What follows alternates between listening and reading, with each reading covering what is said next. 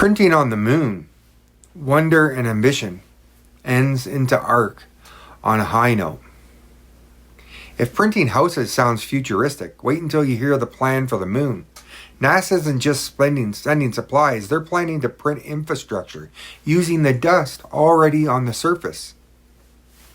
It's called in situ resource utilization. Basically, hauling bricks from the Earth is too expensive.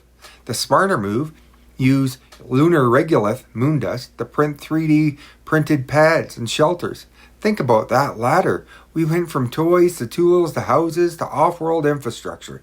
3D printing isn't just a machine, it's manufacturing superpower. That's the vision. But before we get to the moon, I've got to master the machines in my shed. This is the start of the grounded layer. If you could print anything on the moon to help start a colony, what would it be? Roads, shelters, or something else? Drop it in the comments.